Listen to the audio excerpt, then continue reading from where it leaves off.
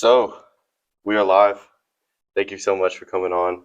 It's pretty surreal uh, having you right here, sitting across from me. Just like 5 years ago, you were my football coach. Yeah. Just giving us lessons right before we're about to go work hard in the weight room. Man, it's cool. Cool. How you doing? How's your holidays? I'm great, man. First off, I just want to say thank you so much for the opportunity to be here. I think it is awesome reflecting. It's funny that you started that way because that was my same reflection. When you asked me to be on, I thought it was cool. So to me, man, so proud of you, so happy for you. Thank you. Of the things that you're doing. It's a no-brainer, man. You're like, hey, coach, you want to do? I'm on the way.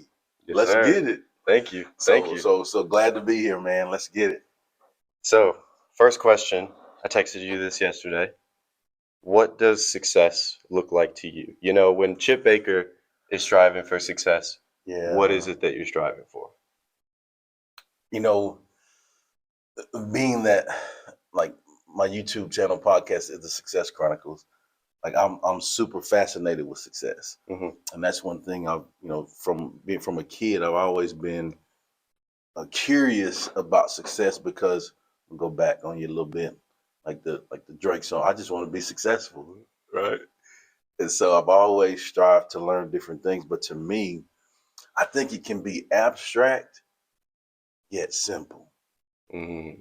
Yeah. Or I think it can be simple yet abstract. Gotcha. Right. And so I think that it just kind of depends on where you are in your life, or what your priorities are. Yes, sir. And when you're striving to do the things that are important to you at that moment, I think that's what success is to me, because it's changed like in different phases of my life. It's been, this, a degree, get to college, those kind of things, career, like there's been different things. So I just think that wherever you are in the phase of your life is what you prioritize that's important to you. Yeah. Yeah. So success for 20-year-old Chip Baker was a lot different than success for you now. Yeah, success for Chip Baker today is way different than it was last week. Gotcha. Yes, sir. So, I mean, that's the goal. Yeah. Is to have that continued growth. Pretty malleable, be able to change. Yep. So tell me about the impact of influence. Like, what's the overall goal of that book series that you're writing? Man, I smiled. When you asked me that, I smiled. I smile because I'm really proud of that. I think, where I'm from, where I grew up with a single parent mom, I didn't know anybody that wrote books, but, like growing up, I ain't like authors, like I ain't know none of them, right? And just to see my name on a book, a real book, like a real book, it really blows me away, and I'm truly grateful for that. And when I started, kind of like we talked about with that definition of success, when I started, the goal was just to be an author. Yeah. As I went along the journey, I saw that there was other people that wanted to be authors as well. And so I knew people that did those things. So my goal was to set up opportunities for those people to become authors. Sure. And so, anything I do, I know that it's bigger than me. I'm just saying, like, it ain't about me, and so just to share stories, highlight others, give people opportunities in hopes to make a positive difference in our world. Yeah. Yeah. Yeah. I mean, something I really, really like about the book, and that it stood out from other, kind of success story books to me, was that it was an amalgamation of a lot of different lessons from a lot of different people. You have a lot of different perspectives. And I feel like as I've navigated through my own life, I found that there's never really one answer to everything. Everyone is unique. Everyone has their own unique problems. Yep. Therefore, everyone's solutions are very unique. So yeah, I really, really enjoyed how you got so many different lessons and perspectives. That being said, what was the process of creating a book like that? Like, you have so many different authors. How'd you get all those people together? Man, I don't know. I'm still trying to figure that out myself. No, it's been cool, man. I think it's the beauty of having quality relationships. I can track this back to, being a kid, growing up, just striving to be a good dude, right? And you got some guys in the room, you and the guys in the room, I consider y'all the good dude status too, right? And so when you strive to be a good dude, good things organically happen for you. And that's what it was. That's what it's been for me. Like at the time, I didn't know that. It was just striving to achieve the goals, do things the right way, treat people right. But what I didn't know is when you do those things on a day-to-day basis, man, the good stuff organically just comes to you. Well, it takes a lot of work. Yeah, but, for sure. Yeah. But the good stuff just happens for you and it comes to you. And basically that's how it happened. Man, like I I speak. So I had an opportunity to speak for this group. And then it was a men's group virtually. Then a few months later, one of the guys in the group, he does self-publishing. He reached out to me and asked me, man, you ever thought about bringing some people together and putting them in the book? I was like, man, that's an awesome idea, right? And so along that same journey, I was doing my podcast, so I was coming in contact with some great people from all over the world, developing those relationships, and then it all kind of just came together. And most of the people, like I asked, hey man, I'm doing this book. They didn't even let me feel like, yeah, I'm in, right? And so that's really how it came about. And we did the first one, and I mean that was amazing. We did a 10-city book tour. I mean, like it really blew me away. Bestseller. Like it was cool. And so then from there, it's like, well, let's try it again. And so now we continue to do all of those processes. And now we just dropped volume 6. Yes, sir. And so the Impact of Influence book series, we're up to 6 volumes. And it all started with we're trying to provide opportunities, trying to share stories, highlight other people. That's beautiful. Yeah, I like that idea of kind of like you're doing good with your life and you're going to attract what you put out into the world, right? So you're doing a lot of good. You're in these men's groups, you're building quality relationships. And then all of that in the end kind of allows you to do this amazing book series. I think that's really awesome. What is the motivation behind the title of the book? What exactly is the impact of influence if someone were to ask you? So all of us have been influenced by someone or something in our lives, right? And we've been influenced in such a manner that it's impacted us and caused us to be who we are today, right? And so that's really the premise behind the impact of influence. Is positive influential people that have reflected on those people or that thing or that scenario or experience that has influenced their life, and they just talk about what they learned from that, the blessings and the lessons, if you will, and then how they're using that to make our world a better place. That's the premise of the impact of influence. And kind of to go into your role as a teacher and as a coach, from when you first started to now, it seems like you've had this incredible journey of growth. You're doing so many things now. It's really, really awesome to see. Thank you. How has your approach to guiding and teaching people changed since you first started? Man, that's a really good question. How has it changed? Really not much, because I think that I'm the same dude in that aspect as far as, like, and I learned this as a kid, there's some core common principles, values that I believe in. I wholeheartedly believe in. Work hard, do right, treat people right, take care of business, put yourself around good people. And it don't matter what rains, shines, sleets, I'm going to do that. Right. And so in my life, I've just strived to do that from as a kid, even to now. Like it's the same thing. So those things haven't changed. But of course, like, the world changes, technology, like all those things. We were talking about some of the stuff before we started, like the technology, all the different things. Like, of course, you have to learn those things to continue to grow, right? So you don't remain stagnant. You have that continued growth, because I think continued growth is important. Like, how do I continue to get better and shift with the times? Because if you don't learn to adjust, sports analogy, you don't learn to adjust, and bro, you're gonna get your butt beat. And the game's always changing. And the game's always changing. Yes, sir. And so there's some core principles that I hold on to that ain't changed. But then, my eagerness to learn, my eagerness to be the best version of myself, that continues to evolve, because I think when I feel that I'm the best version of myself, I feel that I can give the best version of myself to those students and athletes and people that I'm blessed to.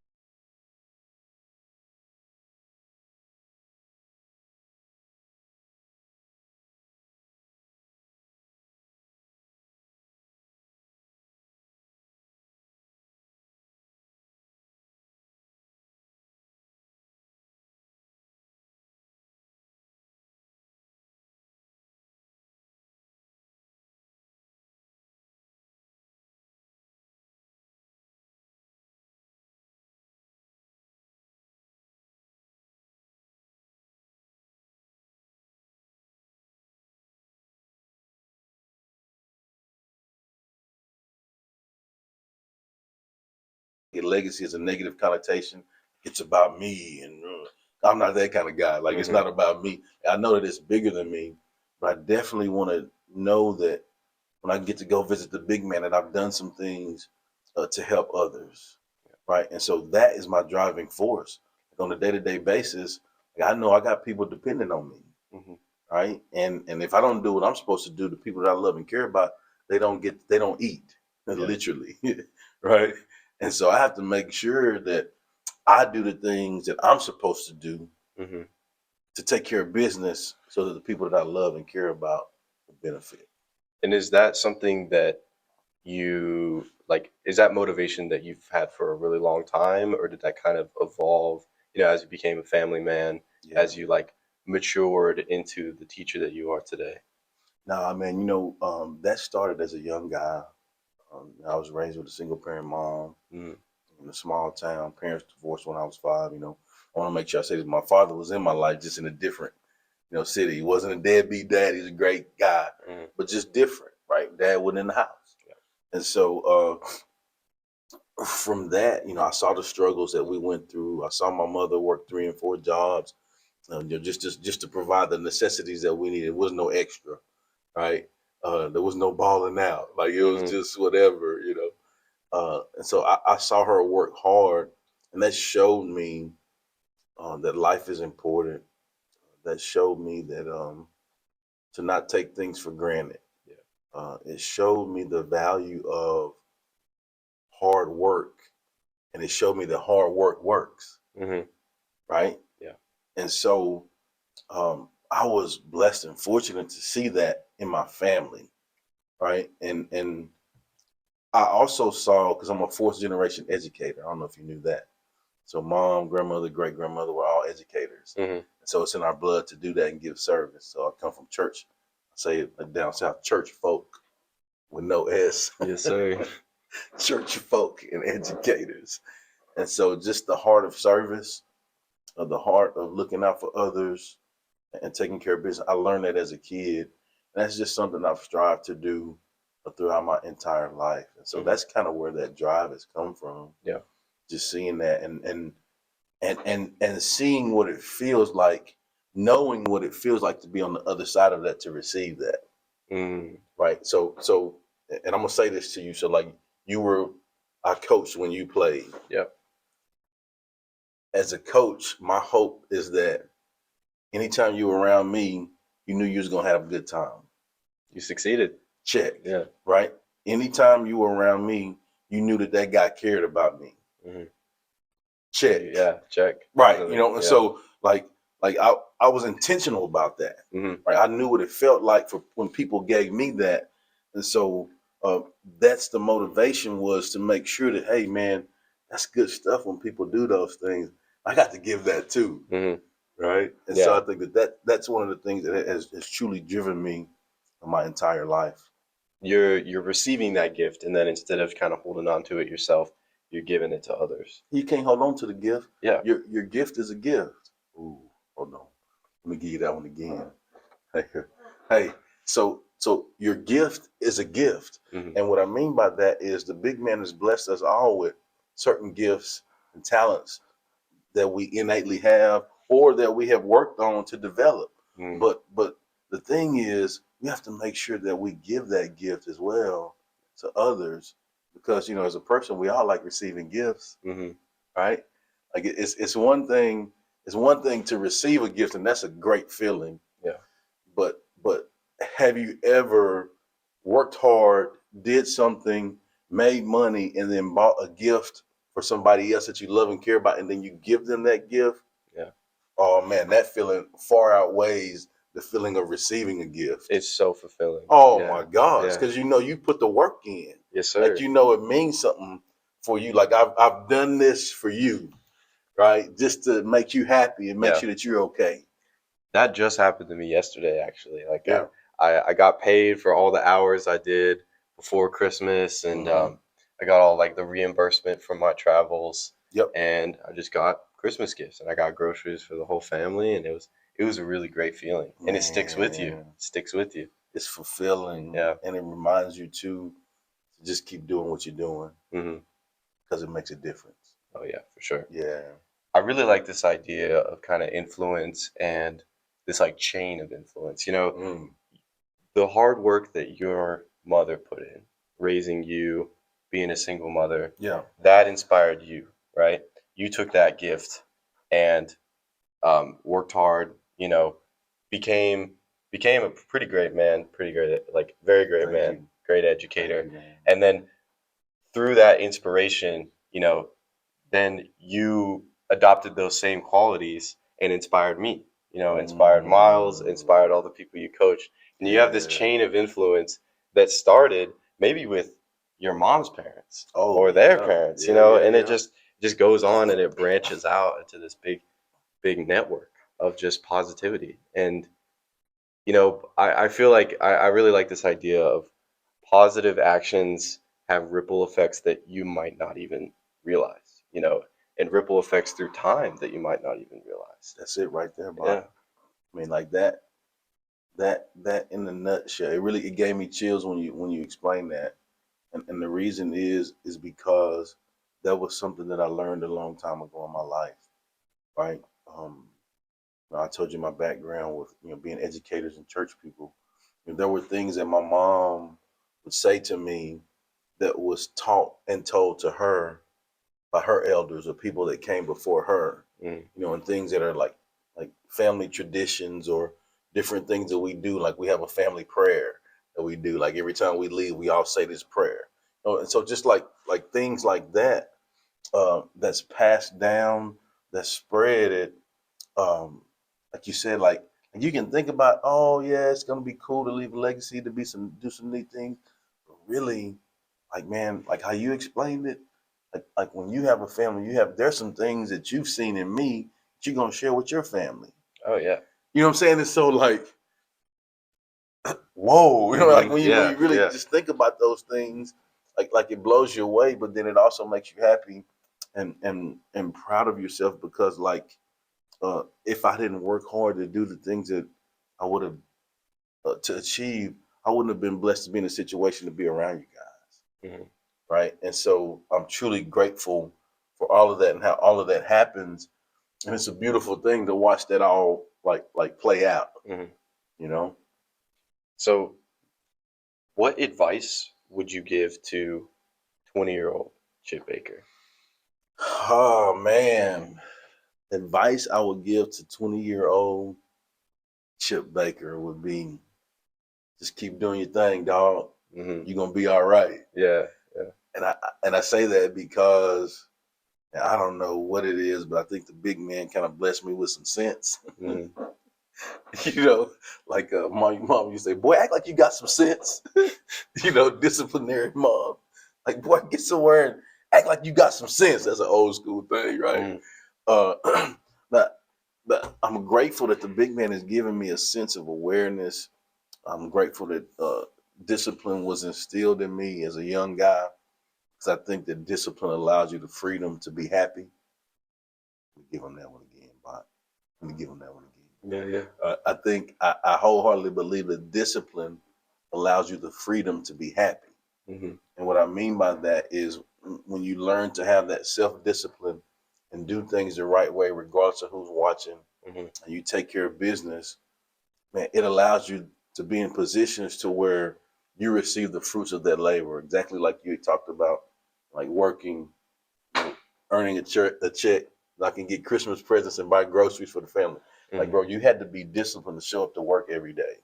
You had to be disciplined to do what you were asked to do for a long period of time, right? You had to be disciplined to work your tail off, and I've seen you do that for a long period of time to earn the things that you earned so that you can take care of the people that you love, right? And so it allows you to have that freedom, which makes you happy, which makes you fulfilled.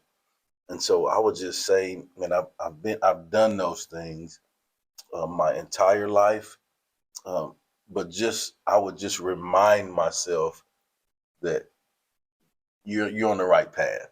You're okay. You're gonna be all right. So that's what I would say. Yeah, discipline to me creates opportunities. Without a doubt. Yeah, it creates, like you said, like freedom. You know, like when you're doing the right things every day, there's just something about it to where things ease up. You know, you just have this nice peace of mind. Yeah. It seems easy, but really it looks easy from the outside. But really, like, the work you put in, like the hard work. Oh yeah. But you're proud of that too, and grateful for that because you prove to yourself that your hard work is beneficial. And I even like to say this, opportunities bring opportunities. And what I mean by that is, just like you said, with the discipline creates opportunities. Man, like every opportunity that I've had in my life, I can't tell you that it's been because I've been the best choice. Every opportunity that I've had in my life has been because somebody else thought highly of me and gave me an opportunity to do something. Right. And I'm gonna share this story. You mind if I share a story with you? Yeah, go ahead. So growing up, this is my favorite story to share, man. Growing up, I was surrounded in my community by some really good people to emulate, to watch, to see what it's supposed to be like, to help leave a legacy in me. And my little league baseball coach, who was also he's my elementary principal, my elementary school principal. He was also my little league baseball coach. Great man. Grew up in our town, former coach. I mean, amazing. Ended up being the superintendent there eventually in my hometown. But great guy that I wanted to grow up and be like, right? And so, like I told you, I had those core common principles: work hard, do right, treat people right, do things the right way. And what I didn't know is that people saw those things. Like people saw those things that I was doing. Like for me, I was just in my zone, just doing what I was told and made to do. Like I said, work hard, do right, treat people right, put myself around good people, take care of my business, right? So fast forward, I'm a broke college kid, graduating, playing college football, and I applied for a teaching and coaching job in Conroe School District, right? And I had never been in the area. I'm from Hearn, Texas, over by Bryan College Station, small area. And the principal at Peak Junior High in Conroe ISD, uh, I didn't know that he knew Mr. McDaniel, the guy from my hometown. That's where it gets good right here, right? So he calls him, reference. He's like, "Hey, I got this Chip Baker kid applying for a job here in my school. Tell me a little bit about him." And so that guy tells him, "Oh man, he's a great guy. Like, man, he's gonna work hard. He's gonna do things the right way. He's gonna put himself around some good people. He'd be an asset to your team. You should give him an opportunity." And that principal gave me my very first teaching and coaching job because of what Mr. McDaniel said about me, of what I did. Hold on. I got my very first teaching and coaching job off of the person that I was as a kid. Right. And I say that because, like we talked about, man, opportunities bring opportunities. Like when we're in the moment and we're doing what we're supposed to do, like those great things are going to organically come to you because you're doing what you're supposed to do. And people want those kind of people on their teams. Yeah. Like they hire those kind of people in business and jobs and all that kind of stuff. You will get bigger opportunities because you are on point and doing what you're supposed to do in those moments. And so, man, I love sharing that story because Like, man, I can for sure say that there was more qualified people that applied for that job because it was my first job. I had no experience. I can for sure say that. Like, Mm-hmm. I can probably for sure say there was probably a whole lot of people out there that was better than me too at the time, right? Now I've worked a little bit, but I've got a little better. I'm okay now after 24 years. But man, like I got an opportunity because of what I did as a kid and what somebody else thought of me. Yeah.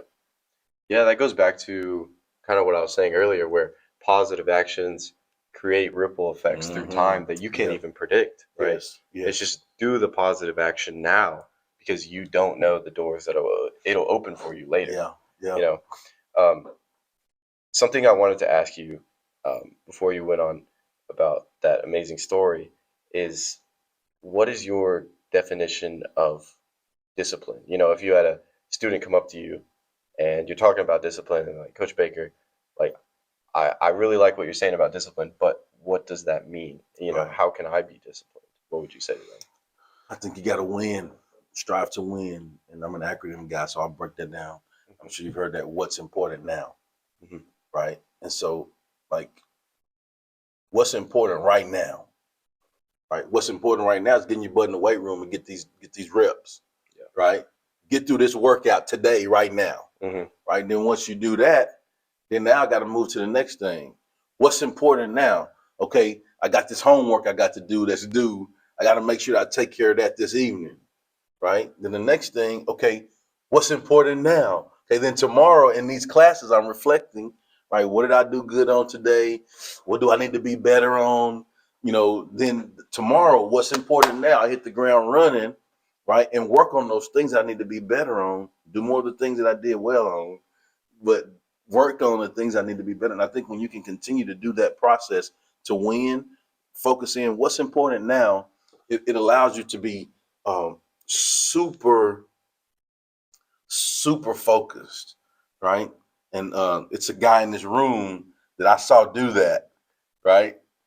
And like as a young guy, I watched him do that, go from being a small guy to a huge guy and get a big opportunity to do some big things, right? And I watched that guy do that, but then I also knew that in my life it was the same way. So I was thinking, oh yeah, he gonna be all right, Mm-hmm. like, oh yeah, he got it, right? And it's all about focusing in on what's important right now. Yeah. And when you allow yourself to do that, man, just like we talked about, it's crazy how those amazing opportunities come to you. But they come to you because you've done the dang work. You've been focused and you've done the dang work. And so, as a young guy, I would say, hey, just focus in on what's important right now in the moment. Yeah. Like, of course, set your short term, set your long term goals, set your BHAG goals, big hairy audacious goals, set all of that stuff.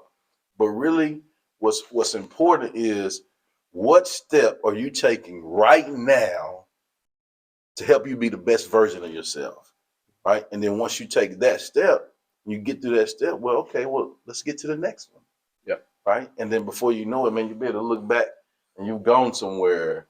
And then you can look back and be super proud of the things that you've accomplished. Mm-hmm. Yeah. It's going to sound contrasting to what you're saying, but on the surface, but it's not. I really like this quote by I don't actually know if Abe Lincoln said Uh-huh. this, but I saw it on like some kind of social media post somewhere. But basically, he's saying that discipline is choosing what you want most Yeah. over what you want now. Oh, And it's what yeah. you like. And I know you're just talking about what can I do right now. It's what do I want now versus what do Yeah. I need to do right now, Yeah. right? It's like maybe I want to do something else, but I need to do this assignment. Because if I Oh, don't, then I'm gonna be hurting for it later. But if I do it yeah. now, then I'm gonna, set up opportunities for myself. I'm gonna open Yeah. doors, I love that. And I love that. I love it because it is like I think most is a more sense of urgency than now. Hmm. you know, like there could be a couple things that I can do right now, but what's most is what is my next direct thing that I'm gonna do. That makes sense. Yeah, it's like choosing that, you know, making incremental steps in that Yeah. big audacious goal Come on. instead of kind of meandering along the path Yeah. and kind of going wherever you want. You know, it's like, I love it. I got this big goal, but I got to do these things to get there. Yeah. And if I kind of mosey around and I don't go in a straight line, then, you know, I might get lost. I might not get there. That's like kind of like a GPS, Oh, yeah. right? Like you have to put in where you want to go on your GPS, and you know, if you're focused in, you get to where you want to be. And sometimes, you know, life throws some detours at you, right? And so you have to learn to adjust and reflect, have the awareness to get back on course, if you will, and then continue to do your thing because it's important for you to get to wherever that is you're striving to get to. Yeah. When life throws you detours, you know, how do you get back on track? Are there things that you do to try to get back on track to what you really kind of originally striving for? Like when life gives you lemons, you have to make lemonade, right? And so, in every situation that we're in, I think it's important to make sure that we find the good in it and focus on the positives. You know, learn from the tough stuff, right? Learn from the lessons, right? Me personally, you know, I just reflect on the situation. You know, what have I done to put myself in this situation? I had to look at myself first, right? Self, you tripping, right?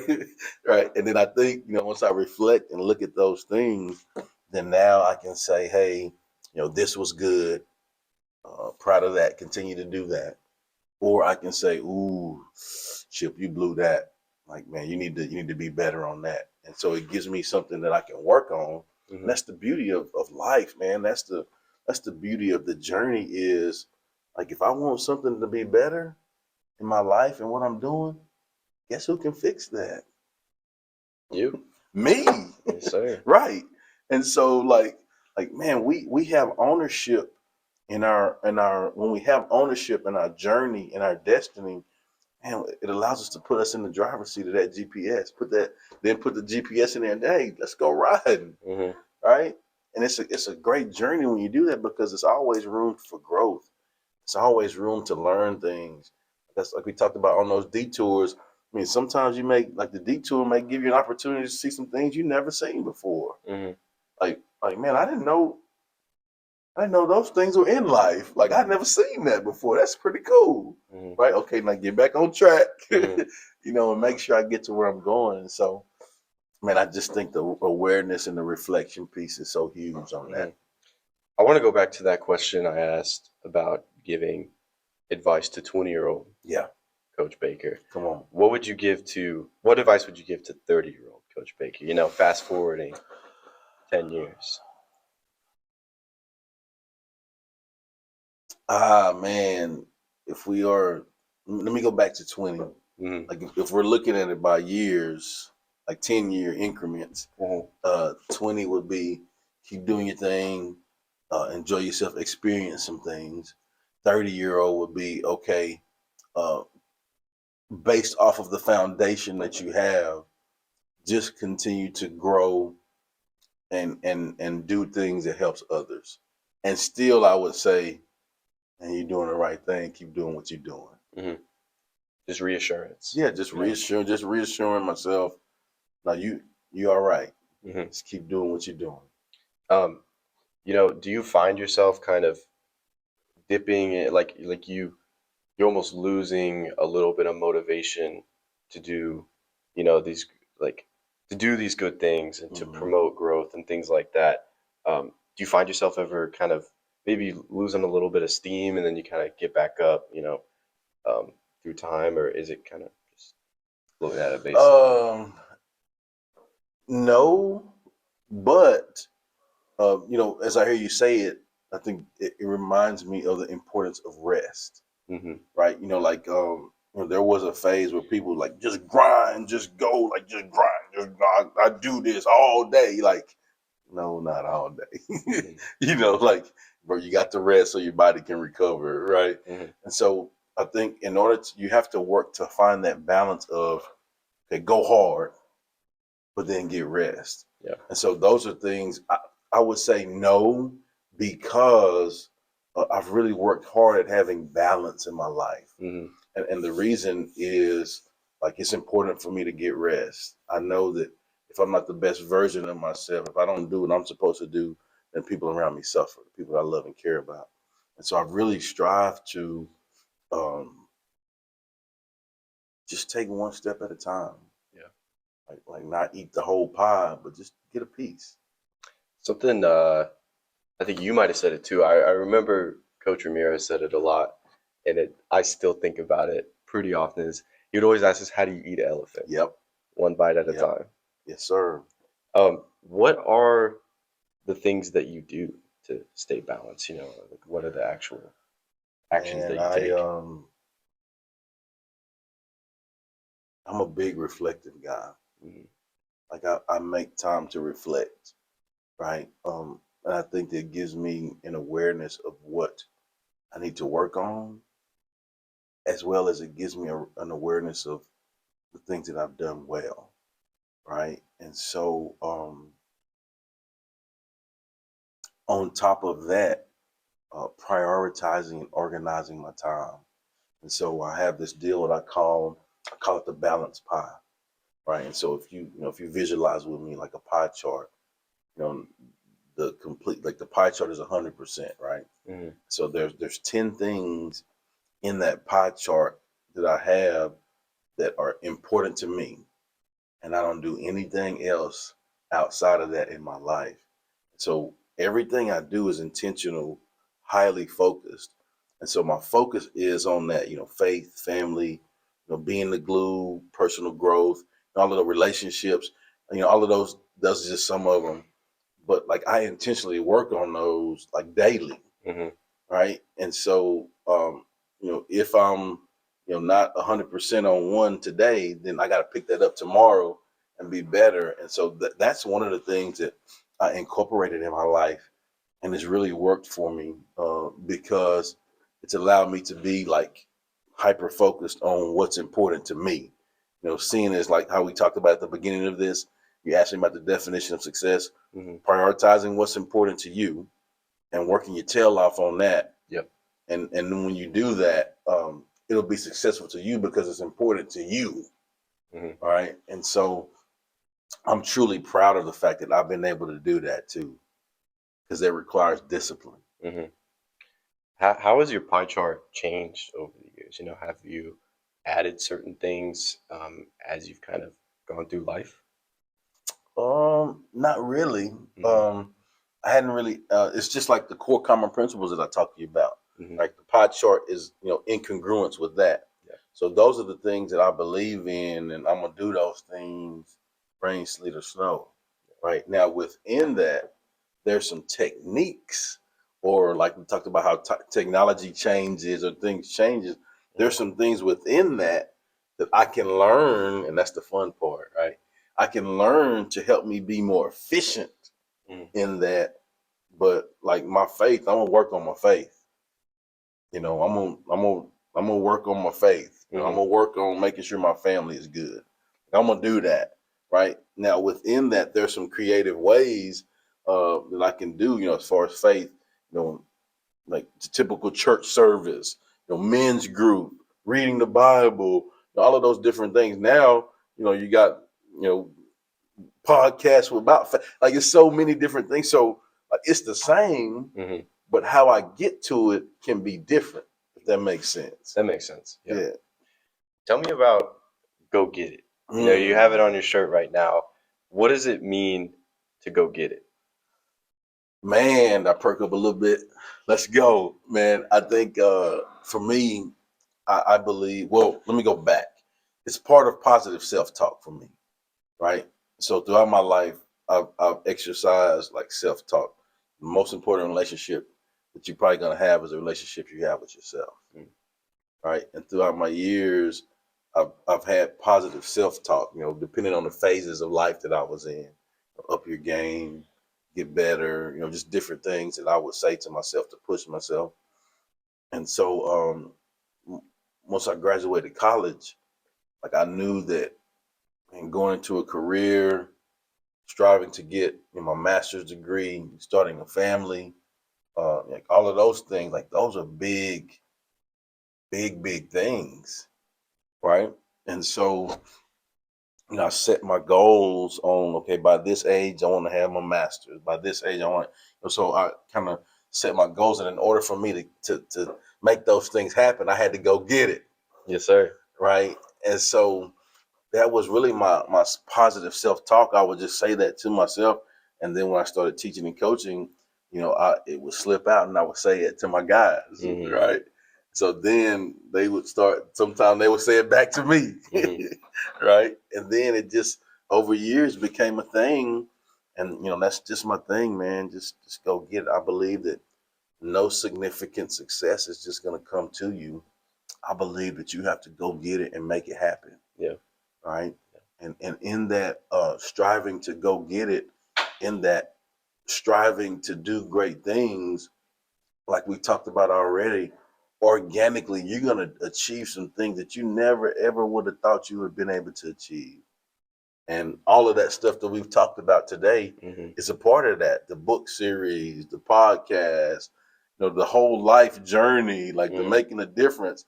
Like, man, I never would have, like, as a kid, like imagining, dreaming, none of that was in the plan. Like I didn't have a clue that any of that could be done. Mm-hmm. Right.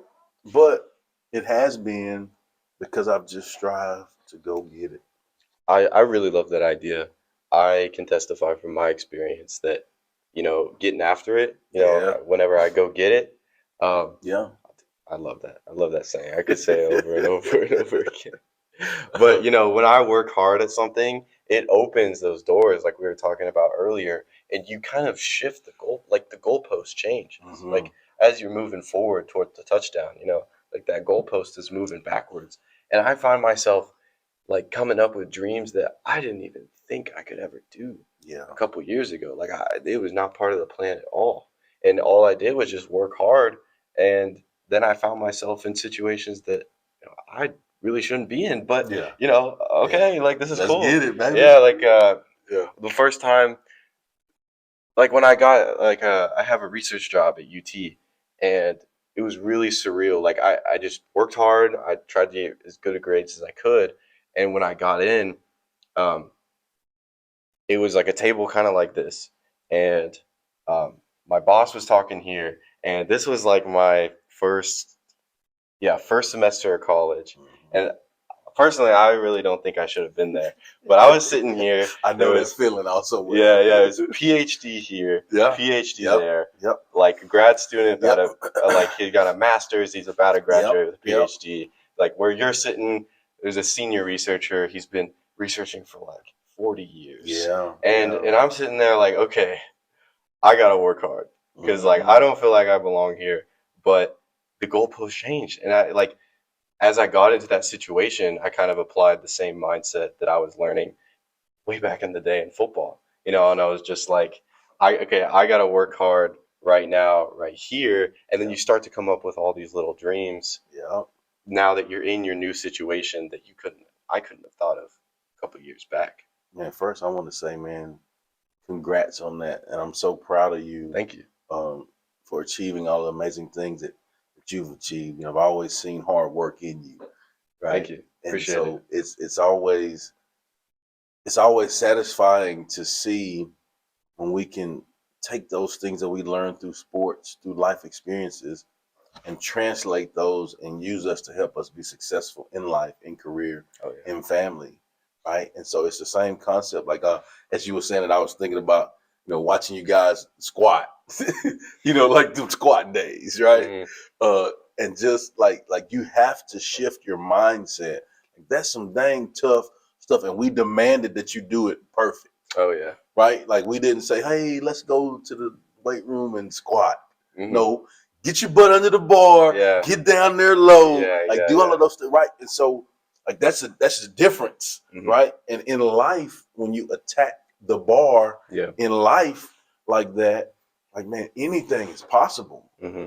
Like anything is achievable, and you show yourself that. And I think it brings about a confidence in you too, because you see that, man, you learn that man, this room is different. There's some ballers in this room. Mm-hmm. But hey, guess what? I'm in this room too. Yeah. Yeah. Yeah, like I'm. Oh wait, I might not be the top baller, but I'm in this room too. Mm-hmm. And so, just like in college, and this was self-taught for me in college. You either like the choices was up your game.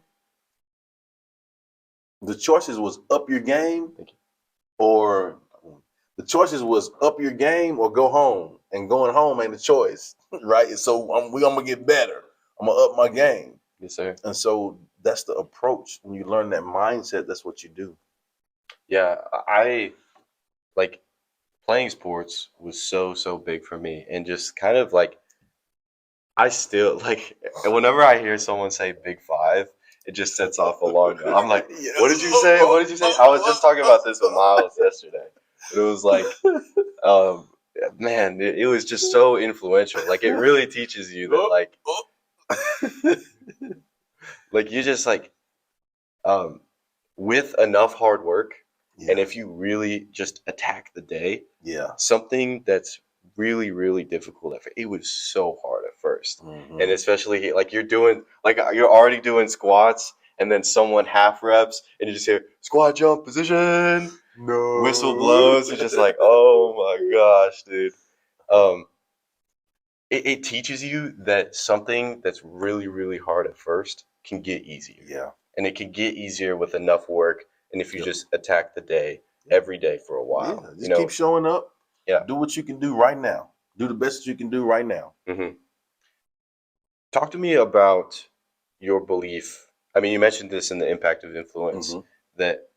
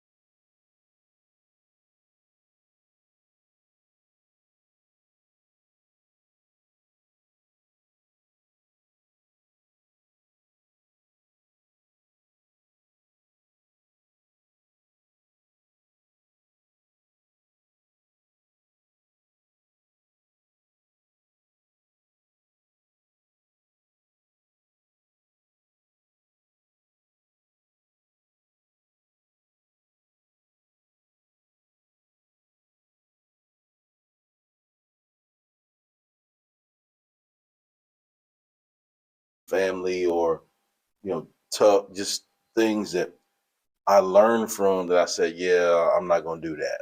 Yeah. Like, it's going to be better for our family. Right. Mm-hmm. And so, some of bad as well as good experiences. I've seen, like my grandmother achieving some really neat things, or my mom like creating these certain. So I've seen some good things too, right? So those are some of the experiences, and then you go to the relationships, and I'll share this quote with you, quote guy. I heard this from one of my former pastors, and it's even in the book too. Life moves at the speed of our relationships. Mm. And you think about that, those people that are doing great things, they have great relationships in their life. Those people that need to be doing better, they probably need better relationships in their lives. And so you have to learn from those relationships. You have to pour into those relationships, make deposits so that when you need them, you can make withdrawals, right? And be grateful for those relationships. And then the last thing is actions. The A is actions. You know, what are the actions that I've taken that have moved me forward? What are the actions that I've taken that have held me back? Yeah. You know, that I've had to learn from. And so I think that when you combine all of those things, your E plus R plus A, it makes you the sum total of who you are. Now, the great part in this is that helps you with the reflection piece. Okay, so now how are you going to take those things that you learned and use those to be a blessing to others? Right? And so I can tell you, like, I'll share this with you. So like as a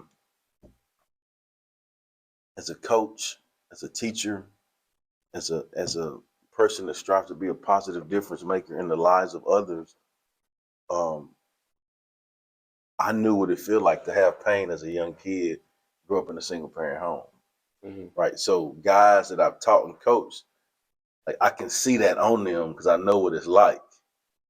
Right. And so I can relate to that. Like, bro, you don't care about math? And you just like, did I eat today? Like, you know what I'm saying? Like, are you good? Okay, you good. Well, then we good. We can move on, you know, like those things. And so like I know what it feels like for people to look out for me and say, hey, have you eaten? Like, you good? Like, you know, I know what that feels like to receive that. And so I was able to give that because of my E plus R plus A, I was able to give that and be a blessing in my career. Yeah. And so that's the sum total of who we are, and that's what that's about. You know, for someone that is maybe not in a great environment or they haven't had the best experiences, you know, how can they use the other half of that, you know, their relationships and their actions to kind of put them in a better place? Because a lot of environment and a lot of experiences is out of our control. Yep. Exactly. Yeah. I think that the beauty of that is even though there's some things you can't control, you can still find the good in every situation, right? And the good can be like, man, this is so bad that I know for sure I'm not doing this. You know, that's the good. The good thing about a bad relationship is that it shows you what you don't want, right? You know what I'm saying? Like, oh man, yeah, like, oh, no, you crazy. I ain't doing that. Like, man, girl, please. Like, oh man, no. I'm just being, you know, girl, no. You know, just like it teaches you like what you don't want. And so like there's always opportunity to, even in the worst situation, is really, I think you just have to focus on and find the good. And when you can find the good, just like we talked about, just taking those little steps at a time to stack the successes. Yep. Right. And then when you take the little steps to stack successes, you gain momentum. And as you gain momentum, you learn that like, oh yeah, what I'm doing is okay. Like it reassures you. Yeah, I'm glad that like I was able to say, yeah, I'm not doing that. You know, I'm glad to say, yeah, I don't want to be. Nah, I'm okay. You know. Yeah, that's perfectly in line with my kind of idea of confidence and the willingness to be able to go out and do things. Like confidence to me is momentum, and you build it over time with. I mean, you could start with little actions. You know, you make your bed every morning. I love that. You're gonna feel confident. You know, like you're not gonna like automatically feel confident. You make your bed every morning, but you're gonna feel more confident than if you didn't, right? And if you keep stacking those little positive actions, then the big things become way easier. Like if you're able to be consistent with yourself, and it kind of goes back to what you're talking about, the most important relationship in your life is with yourself, right? If you're able to be hold yourself accountable and be able to trust yourself and be consistent, and you know when you say you're going to go do something, you know you actually believe that you're going to do it. Like if someone told you, I'm going to make my bed tomorrow and I'm going to brush my teeth and I'm going to do all this, I'm going to study for 3 hours and be on my schedule, and then they don't do it, you're going to lose a little trust in them.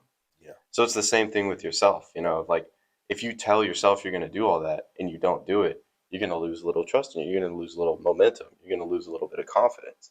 But if you do it that day, you build the momentum, and then it's harder to slow you down. Then if you have a bad day, you're still barreling forward because you have the momentum that you gained. Man, so many things. I love that how you say there's so many things that come up for me as I heard you talk about that process. I think the first thing is you don't have to prove anything to anybody else. You got to prove it to yourself. Yeah. Right. And then once you prove to yourself that you can do those things, it does build that momentum. And now you show that I can show up again tomorrow and kill it. Right.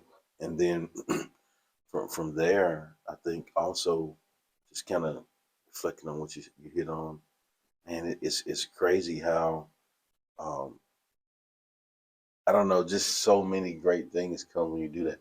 It allows you to eliminate the clutter, right? And when I say clutter, like the noise, I'll tell you this. So in y'all's prime, they made these headphones that they you put on you. They're kind of big. You put them on your ear, right? And then you put on your ear, like you hear nothing else but the quality sound, noise cancellation, right?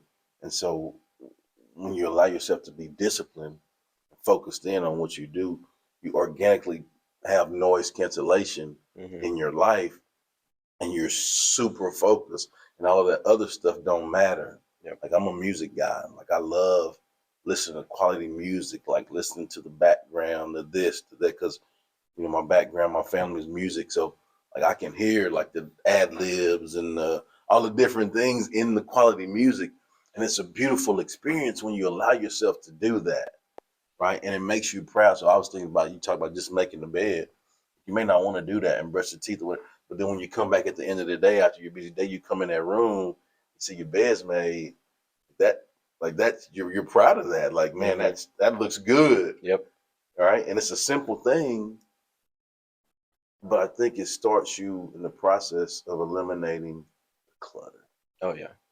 Yeah, that's exactly like I remember my mom was kind of she was having a bit of a low point, and I just told her like just stack wins. Yeah, like man. it doesn't have to be big, just like do like if she was out of work and she was going through a tough time, is like just do one job, like job application today. Yeah. Make your bed, go for a walk. Because if you do these little things, then you just feel better, and then Yeah. you, like you said, like you gain the momentum. Yep. And you just, like, the more positive actions you take, it's like contagious. Like you just bring more positivity into the world, and then you bring it, And it reflects infectious. back. Yeah, And exactly. you spread that too. Yeah. Like it's infectious. Can you explain to me why consistency is so important? And because you talk about, discipline creates good habits create discipline. Yep. Discipline creates consistency. Consistency builds trust. I But you think, on it, man. you You did your research. I love it, man. thank you. If someone asked you, a football player or anyone, Yeah. just like, how do I create consistency? Yeah. What would you tell them? Just keep showing up. Really, just like what you just said, just stack the wins. Yeah. Show up today, win today, win the moment today. I think when you can do that, you stack those things, and it's a process. It starts with those habits. Um, habits build the momentum to give you the trust. All right, the consistency, and then the consistency builds trust. And so what happens is the people around you trust that you are dependable, right? But what's more important is that you show yourself that you can do great things, and you trust yourself to do those things. Just kind of like you talked about the scenario with your mom. I mean, just do something right now where you show yourself, oh, I can. Yeah. When you show yourself that you can, um, that gives you footing, if you will, a firm foundation to build on, to stack those wins. And when you said the word stack, like to me, stack just sounds strong. Like when you stack something, like it just sounds strong. Building a house, Yeah, brick by firm brick. foundation, man. You got to start the foundation and then build. Right? And when you stack those things, you become strong. I want to talk about your podcast a little bit. Yeah. And just, you said earlier 8 years now. You're 8 years deep. Man, 8 years. That's impressive. That's You know. crazy. Talking about stacking. So being 8 years deep, having 351 episodes. Yep. What are some of the best insights that you've got from that? Like what are some of the greatest ideas you've had from interviewing that many people? Oh man, I've learned so much.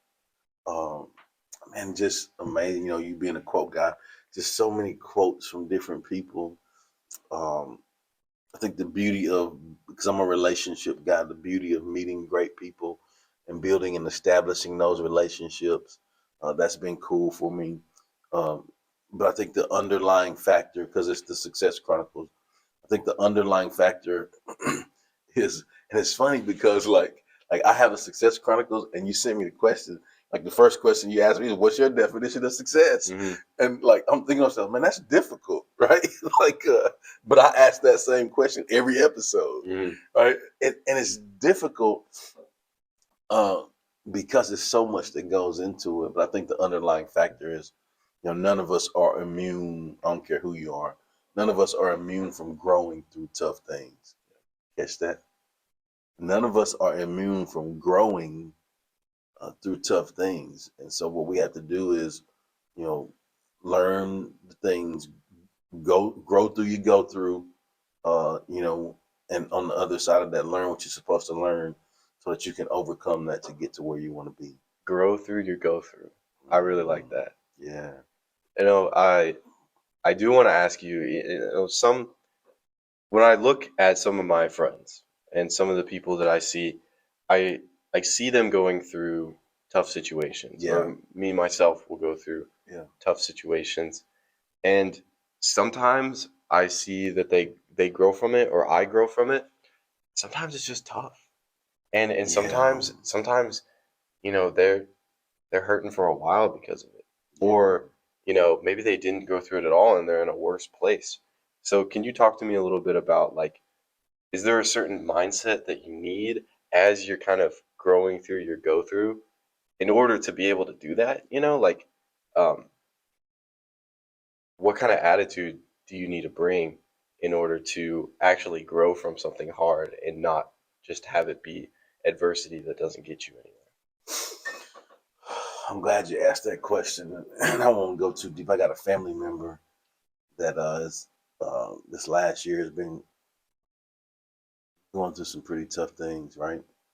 And there's two questions that I pose to that family member, either daily or every couple of days. What are you grateful for? What did you learn today? Right? And so if we can have the mindset of being able to kind of pause and realize that, like, man, this is tough. Um, I'm not able to do this. This happened to me, but I'm still here. I'm grateful for that. I'm living. It's a whole lot of people that's not living, Mm-hmm. right? Um, I may not be able to eat steak, but I have a sandwich. You know what I'm saying? Mm-hmm. I'm eating. There's a whole lot of people that's not eating. Yeah. Right. Um, you know, my house may not be as big as I want it to be, Mm-hmm. but I have a house. I have shelter. Yeah. Right. It's a whole lot of people that don't have that. Mm-hmm. So I think the first thing is you have to focus in on, first consider, like, what are you grateful for of what you do have that allows you to get your butt in line. Yeah. And know that it could be worse. Yeah. And then the second thing is, man, what did I learn from this tough situation? Like, from this thing that just happened to me, which may be out of my control, like we talked about. Like I may not have any control over any of this that's going on, but the things that I do have control over, like what did I learn from that? Well, the first is, don't put yourself in that situation. Yeah. Like today, like get yourself from around them crazy people. Like, don't do drugs. Like, just different things. Like, what did I learn from that? And so I think when you can understand what you're grateful for, figure out what you've learned, and then, I just keep going back to the stacking. Then the next day, put that into place. Mm-hmm. Put that into play. Now I'm grateful for this today. I learned this yesterday. I'm not going to do that today. Mm-hmm. And really, it's that simple. Yeah, I really like that idea of just being grateful for what you have. An idea that's really helped me go through some of the stuff that I've gone through in Yep. the recent years is that um, out there is someone who's going through what you're going through, but worse. They have it worse, and they're doing better. Come on. And it's like I want to be careful because I don't want to say that in any way that like demeans someone or kind of like makes it seem like your problems aren't that big a deal. No. It's Yeah. more of kind of like there's someone out there that's going through exactly what you're going through, or they've been through it in the past and they Yeah. got through it and they're doing good. And it's empowering to think like, man, like what I'm going through, like there's people going through a lot worse. Man. And they're doing all right and they had their own success stories. It allows you to be so grateful. Yeah.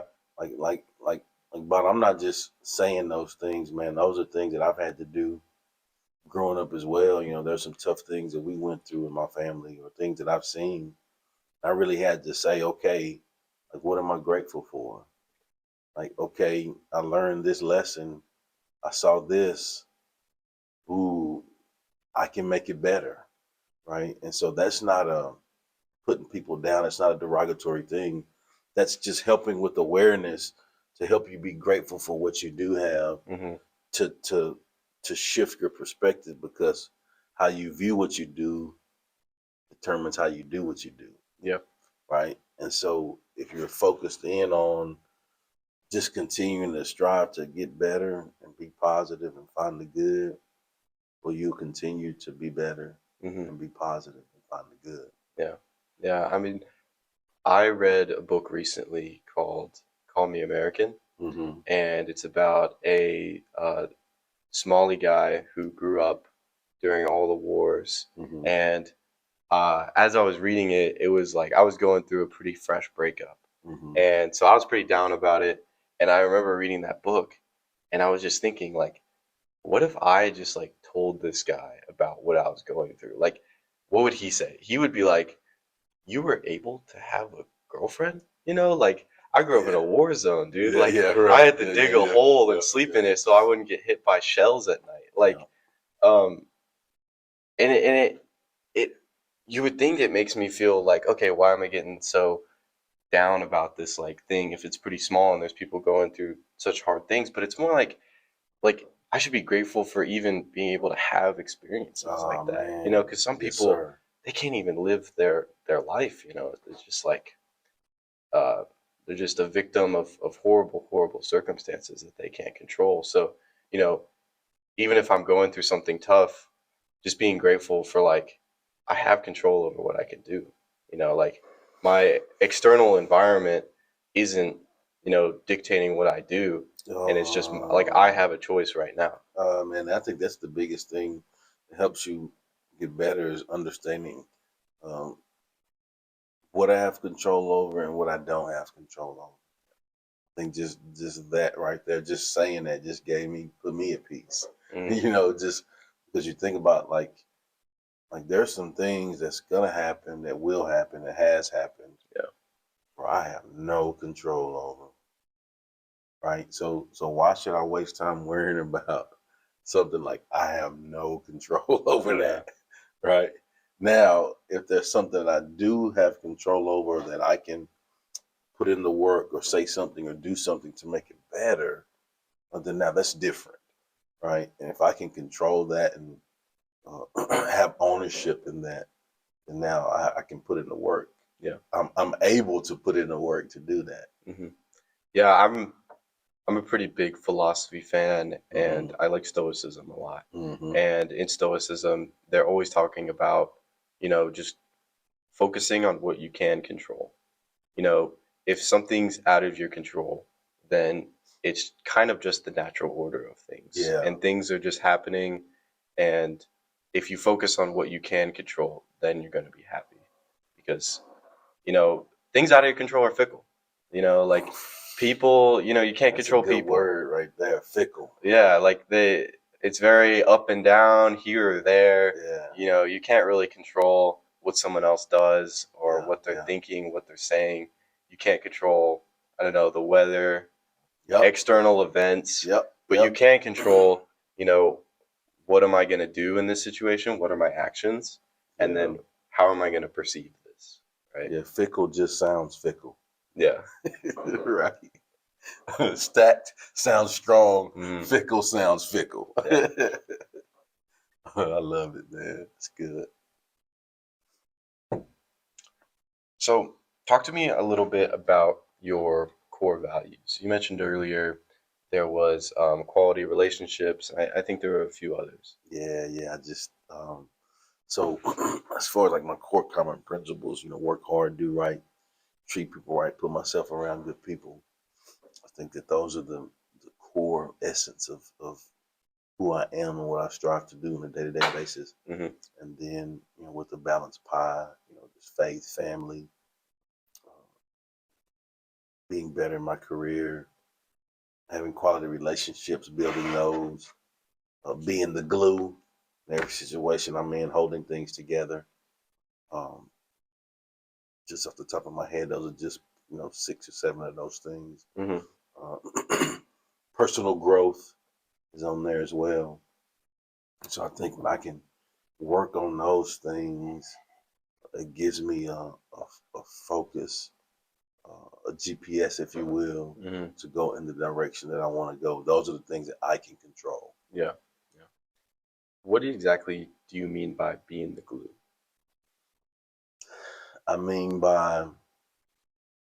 What I mean by being the glue, I'm going to give you a personal example that you can understand. So I know that as a coach, in anything you do, you want to provide excitement and motivation. Mm-hmm.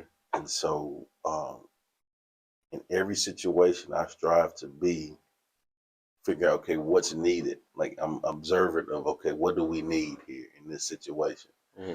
right? And so it was important for me to stand at the door every day and give you guys 5 as you go in the weight room every day, Mm-hmm. right? And that was being the glue, because I knew that you were going into some tough stuff, Mm-hmm. right? I mean, like just challenging, tough stuff. But how we attack that tough stuff determines the outcome of what you're going to get for that tough stuff. So I can be there to provide some encouragement as you're going into that, and some motivation to help you be excited about attacking it. Mm-hmm. Then that's being the glue, right? And that's a real situation right there, Oh, right? yeah. Right. Yeah. And so that's why I brought that one up. I just think that in any situation, if you can have the awareness to strive to be the glue, Mm-hmm. just that in itself helps you make things better. Yeah. And puts the focus not on you. Like, it's not about, that wasn't about me. That was about just helping. Mm-hmm. I just want to help, be of service. Awesome. Yeah, I really love that. Hey, Miles. How long? What's the time? 1 hour 13. You good to go? Keep going? I'm good, man. Awesome. Let's Yeah. get it. So you mentioned quality relationships. How do you go about building quality relationships? What's your bread and butter with that? I think the quality relationships, the foundation of that is respect, right? From the respect comes proper communication, Mm-hmm. right? And from proper communication uh, is effort and intentions. Yeah. Right. And so when I say respect, what I mean is, like, if we're in a relationship together, like, I need to show every moment of every day that I respect you, uh, and respect your thoughts and opinions. This is any type of relationship, Mm-hmm. right? And then from there, um, because I respect you and what you're about and who you are, I have to communicate properly to you, Mm-hmm. right? And I think that me communicating properly to you shows the respect. Um, you know, I'm on the way. ETA is this. Mm-hmm. I've arrived. I'm at the door, right? That's the communication that you and I had this morning. Oh yeah. Right? Mm-hmm. And I communicated that with you because I respect what you're doing and I respect your time. Mm-hmm. You had to choose to have me on your podcast, Mm-hmm. but you did. Yeah. Right? And I'm grateful for that. So my respect to you is, hey, I want to make sure that I'm prepared. I want to make sure that I give you everything I can give you, Mm-hmm. right? Proper communication, Yeah. which shows you my effort, Mm-hmm. right? And when I've given you my effort, that shows you that's important to me. Mm-hmm. I'm not just here like just giving you fluff, like just going through the motions. I'm giving you my A game, Mm-hmm. right? That's the effort piece. And then from there, it shows you that my intentions are pure hearted. Yeah. It shows you that my intentions are of for good. I have no ill will. And I think when you can do those four things, respect, communicate, have great effort, have good hearted intentions, I think, man, that's how you have quality relationships. Yeah. And really, that's about service. That's about giving. And I believe that when you strive to give, you'll receive uh, way more than what you strive to give, right? Like when you're striving to give in a manner of like, oh, I'm going to give this so that I can get this. Like, Mm-hmm. no, not like that. What I mean is, bro, I just want to be of service and give, Mm-hmm. right? And I think that when you do that without trying to control all or whatever, like, man, it's going to come back to you tenfold. And my life has been that way, Mm-hmm. in striving to give. I've had so many quality relationships. I had so many people look out for me, and give me opportunities because of those things that I talked to you about that I've strived to give them. Yeah. Like I'm not, and people can see that. Like they can read through BS all Mm-hmm. day. Like, I mean, he just doing this because he's trying to get like, nah, I just want to serve and give and, Mm-hmm. and be a great dude. Yeah. That's it. I love that. I love that. Like kind of not having internal motivations or um, kind of selfish desires Yeah. about getting something in return from what you're doing. If you're gonna do something nice, just do it. Just do something nice. Yeah, because you're gonna get the reward. Like we were saying earlier, when you're buying gifts for your you work hard, you get a Yeah. gift for your family. That feeling that you have inside is more valuable than really anything they could do for you. I feel like because you have like this internal peace of mind. Yeah. Your gift is a gift. Yeah, Your presence is the present. I like that. Your present is the present. Yeah, like just being present in the moment, your presence. Mm-hmm. Like that's the present, man. Give Yeah. that to people. Yeah. How do you go about organizing your time? Like say Yeah, you got a podcast to do yeah, on Wednesday, and then you have a deadline right, for a new right, book you're writing right. coming up, and you got to delegate your time because you also got to teach, and then Yeah. you got to coach and do all these things. What are you doing? And that's good. That's a good question because I think that's the key to us moving efficiently and effectively. Is first off, prioritizing, but then organizing. Mm-hmm. So prioritizing and organizing are critical uh, to moving efficiently and effectively. So I think it's important to make sure that we, first off, prioritize what's important to us. We've kind of talked about that core common values, Mm-hmm. the balanced pie. Those are the things that we talked about as far as being on point with that. But then I think the next phase is have systems in place.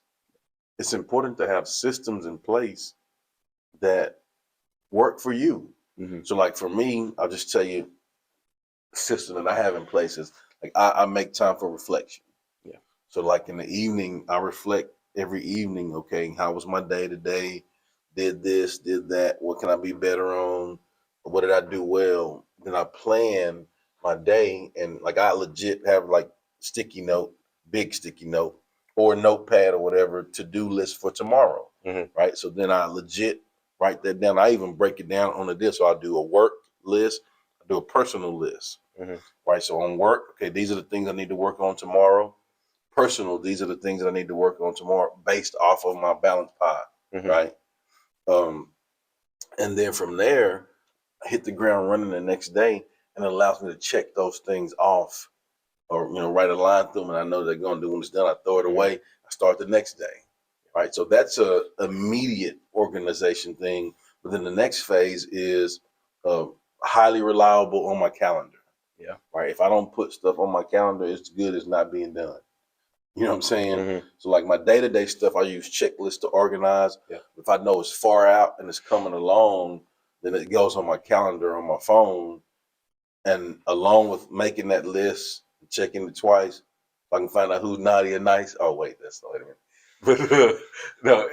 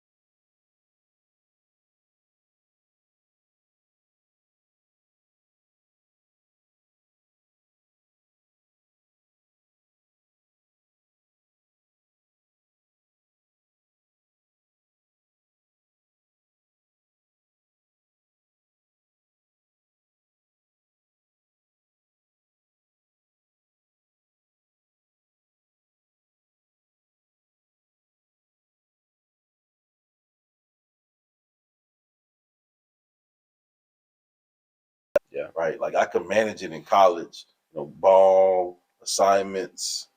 I ain't had no bills, all of that kind of stuff. But then like as you get a family, career, bills, like all of those other things, like it's no way I'm gonna remember all of that stuff. Like no way. Yeah. Right. And so I had to have some systems in place to help me move efficiently and effectively. And that is what helped me. Yeah. I feel good about what I'm doing it because I got this journal from Target a couple of weeks ago. Yeah. Because of that same reason. Like Yeah. I was doing so much and I couldn't remember things. And Oh. I was missing flights. Like Oh, it was yeah. getting pretty bad. I told Miles about this the other day, but I like whenever I get an idea or whenever I like know like okay, I'm probably gonna forget this, I just write it down. I'll just Yep. look back at it later. Yeah, but I've gone on the process too, man. I used to like when I would get thoughts, so I just write it down on whatever. And at the house, I'd have a pile of stuff, napkins and sticky notes, everything on the counter until I consolidate. But then, man, thank God for phone. So now I do like all that stuff, calendar, notes, in my phone. So now I even do this now, like ideas I have with like speeches and different things, concepts. I'll just put that stuff down in my notes and it's organized. Yep. So I know I can always go back to it. And that's been like technology. That's the beauty of the technology piece, Yeah. like we talked about too, like going from, napkin to note, if you will, napkin from really paper napkin writing ideas down at a restaurant or something, to actually, okay, well, I can just put this in my notes and I can always revisit it. And, now it's on my phone, it's on my iPad, it's on my MacBook, it's wherever I'm at, I got it. And I think, man, that's the beauty of growing in technology. Oh yeah, yeah. I was using the iCloud notes for a while, and I really like how you can pull it up on your computer. Right. Yeah. You can pull it up on your phone. Right. I'll write something in the moment on my phone, and then look back on it on the computer later while I'm working. Exactly. That's exactly what I was saying, man. Like I do, like all of my books and stuff when I write. I share this secret with you by you getting the inside juice right here. Ooh, yeah. Yeah. Like all of my books and stuff that I wrote, and I've pretty much done that on my phone in my notes. Now, of course, you got to go back and edit and all that stuff, but like the brain dumping, the ideas, putting the concepts together, like I've done that as it's come to me, as I've lived life, observed things. Like for example, like I'm sitting here looking at the setup and the amazing beauty of. So I had some ideas I'm gonna put in there on like how life is beautiful and opportunities and like just different things. As they come to you, can get it down and keep those things. Yeah, yeah. When you're writing, Are you kind of brain dumping when you come up with an idea? You're like, okay, I got to write this down right now on my phone, and then you kind of look back and revise it later. Is that your writing process? So I'm a big on. I don't think we can write about or speak. Me personally, I don't think I can write about or speak about something I haven't experienced. Right? I think that just me personally, I'm just I feel better when I know that it's organic and genuine. Yeah. Right? It flows better for me. That's just my personal. So what that does is it allows me to be aware of life things, right? So as I'm going about, like I'll see different things and I notice, okay, man, this is good, right? I learned this from this, put this down, right? And so now that's my library, if you will. Like I can always go and reference that stuff as I experience it. But with my writing, yes, I go back to what I have, but then also I brain dump. So if I know that I'm right about this, the blue car that ran into the ditch, right? So then now as I experience life, I'm brain dumping, different things about the cars, this kind of cars, the blue car, the paint was this kind of paint, the traffic sign, like it wasn't a stop sign there, so he didn't know to stop. He just ran into so like all of those different ideas, I dump that stuff first, and then I'll go back and piece it together and make it flow. So that's just kind of my process. Gotcha. You're trying to like Paint a picture. paint a picture. I really like that. Yeah, like remember everything as well as you can and as accurately as you can. And that's one thing I learned from reading and listening to books, audio books. But I love when you have people that can paint a picture, right? So like it really makes you feel like you're actually there. Like like I love like reading a book where like man like I'm just going somewhere like man it's like I'm actually right there with them. Like I can see that. So that's kind of what it is. It's like for me. How is your journey of a writer? I mean, like as you write, 6 books. Yeah, I mean, yeah, at minimum 6. I know you have some more. What are some of the improvements that you've had to make over time with that, writing process? Lots of improvements. Just as you were asking them, I actually said this to somebody the other day. I interviewed a guy. He's a big time artist in Houston, and we were talking about. Shout out to Frankie Cardone. I want to make sure I send him a shout. And great guy. He actually has a mural in the Woodlands area. That Astros mural that's over by HEB. Right over there. So y'all check it out when you get a chance. For sure. But he did that one, and that's how it came. Like I saw it one day, and I just connected to him, reached out to him. But we were talking about the process of being a creative and your growth, right? So like people ask me, hey, which book should I read of yours first? Just like man, I've been a part of 16, like written or published, been a part of like 16 books, so it's crazy. Wow. And congratulations. Thank you. And so like people ask you like, hey, don't get the first one. You're like, hey, get the new one. Like the new one, I'm primed and I'm good, right? Like which man, I want to start listening to your podcast. Which one should I listen to? Don't go back to the first few, right?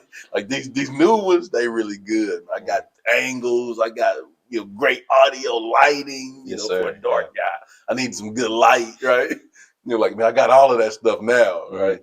So yeah, man, it's just the growth process. I've had to grow a lot in a lot of ways.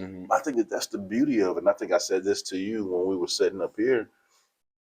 The beauty of it is that I feel like I haven't even scratched the surface on things that I can learn.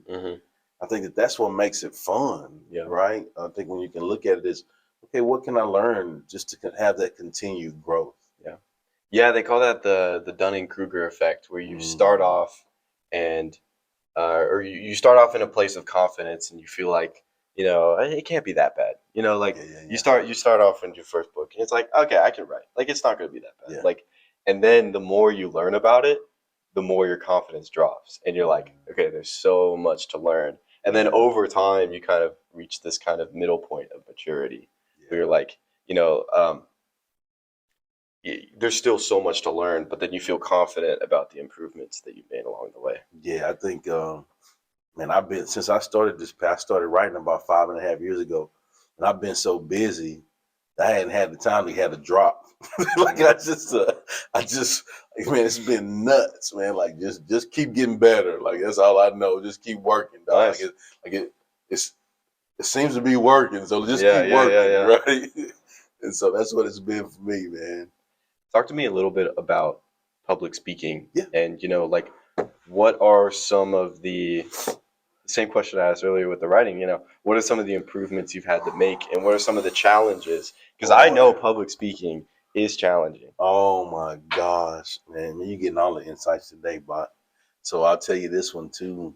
And really, I'm an introverted guy, Mhm. right? Like,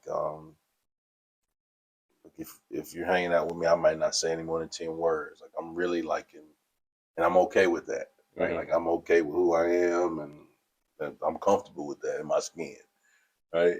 And so, uh, speaking, like, you really kind of have to be extroverted Yeah. to to be great at the craft. Hmm. That makes sense. Yeah. Or tap into some things which allows you to, come alive, and that's what I do. Hmm. Um, but man, it's the same. It's the same thing. Like my first stuff that I did. Ooh, don't look at that. Now, like, come check me out. Yeah. Yeah. It's that. And so, yeah, man, I don't know. I'll share this. So, like, man, I used to like just dump, like you said, write it all out, type it, and all it word for word. Like I used to do all of that, but then I got to where uh, I've had to work on my means of. Okay, then I just do bullets, Yeah. right? Then I worked on being better at telling stories. Then it's always been something that I've improved on, and continue to. I still do that. Like I Hmm. still like when I speak to this, I want to make sure I practice this, try this out.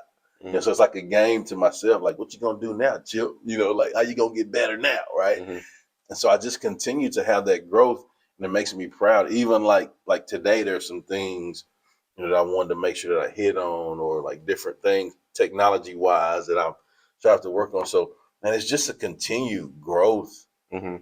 to see that. And when I look back on it, although I don't want to look at that stuff, it also makes me proud to see where I've come from, Yep.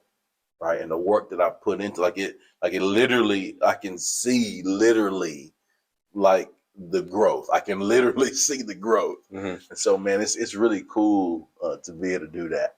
Yeah, I can speak from personal experience with like looking back on some of your old public speaking, and just like Yeah, it's such a hump to get over, like looking at yourself on camera, right.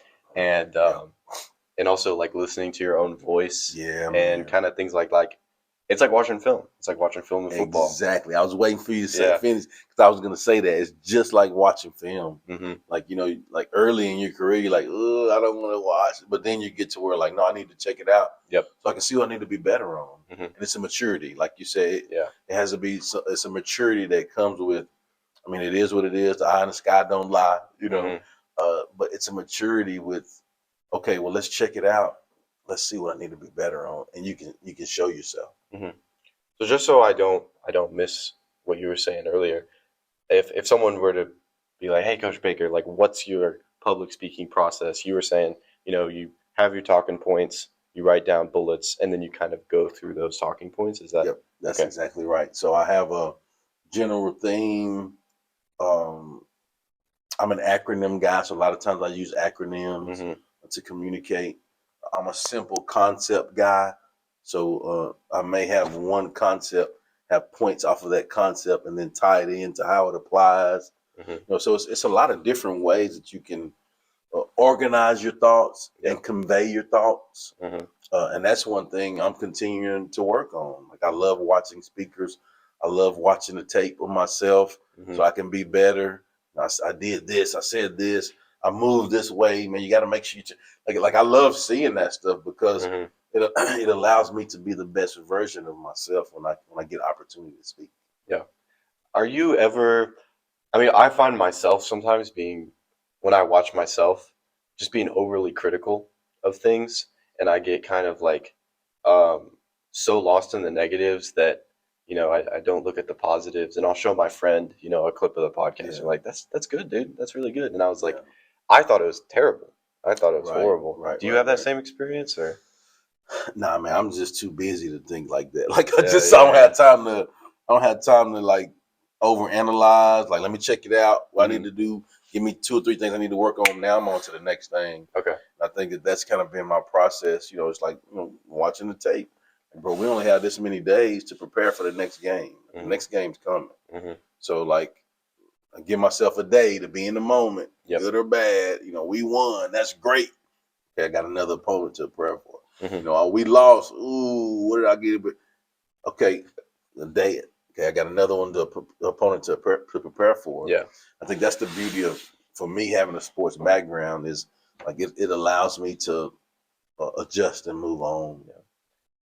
I think that's a beautiful lesson too, just like not only in sports but in life. Like, um, on the victories, don't dwell too long on the victories, right? Because the sun doesn't stop.